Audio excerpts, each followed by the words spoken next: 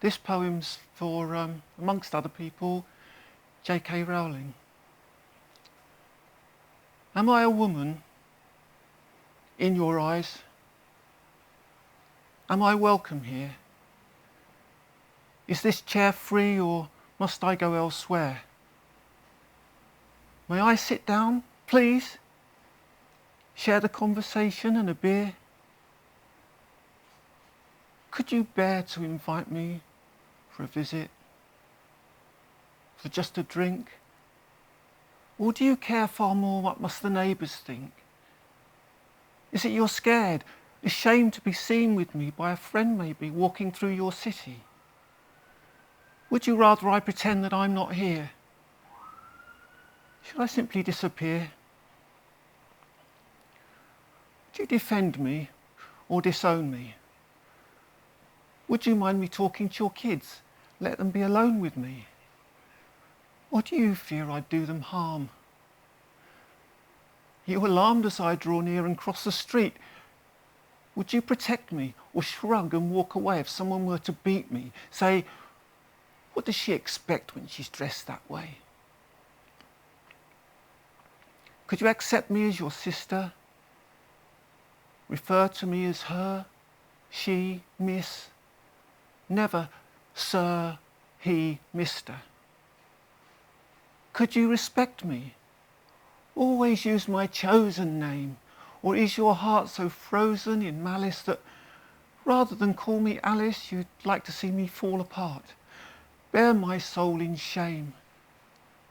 Then you could say, there I knew all along she really is not so brave nor strong as she appears or claims. Just see how she's reduced to tears by such a little honesty. Would you touch me while we speak, as others do?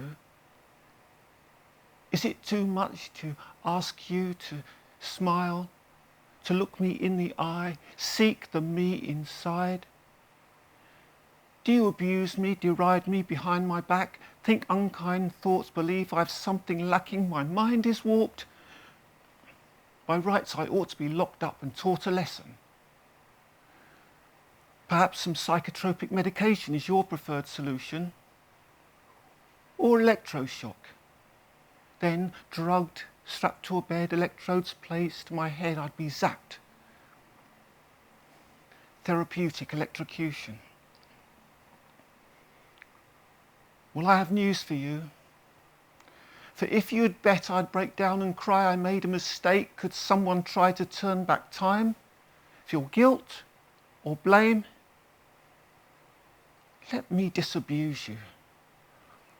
I am really not afraid and I'm not ashamed, nor have I ever felt one moment of regret. So get this into your head when I say, I refuse to play your spiteful games, and I may let you share this life if you accept me as I am, not with condescension and reservation, but completely. Understand, I am a woman. There can be no compromise. So tell me, please, am I a woman in your eyes? I wrote this a while ago and then revised it, and it's something that affects all of us now. So this is a message for all of us. And it's happening all over the world, not just here. They're cleaning the streets in Chechnya, sweeping us up, keeping us hidden, binned within fences. In a land that can only look backwards, we're seeing people like us attacked, redacted, gathered and herded, tortured and murdered, not for committing offences, except for the crimes of being ourselves, exhibiting difference and being defenceless.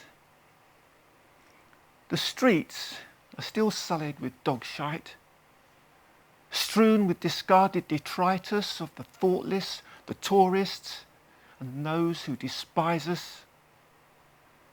Nobody seems to be listening.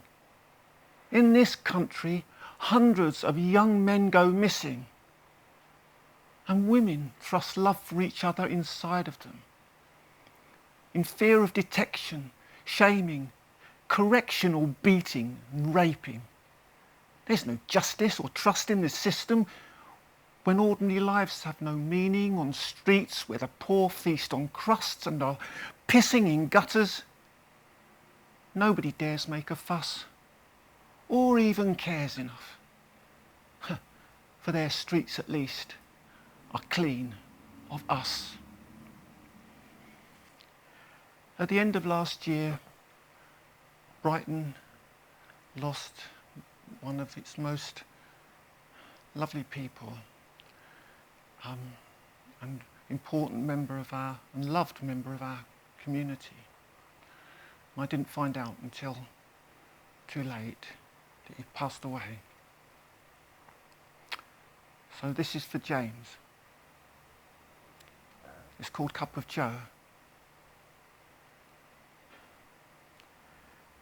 That familiar cheerful walk I used to take from my flat's flaking pink back door, across the road past George's Cup of Joe, the cafe in St George Street where you so often sat, taking time to greet a friend or two, to chew the fat, or contented on your own, to think, to wave and smile, to please delighted passers-by, will never be the same now. That I know. And anyway, things change. Since I left the town some time ago, my door's been painted sort of muddy grey. How strange. And though I rarely get to pass there anymore, once, not long ago, visiting, I did. And there, as large as life, you sat. I might have guessed. At your usual pavement table, in the sunlit patch with which you and Cup of Joe seemed always blessed. Offering the warmest hug and kindest smile of welcome to me, as so many times before. To tempt me to an unplanned Cup of Joe. To laugh, to chat, to rest a while. Watch seagulls soar beneath our hallowed Kemptown sky. We said farewell that day, yet James, I so wish I'd had the chance to say goodbye.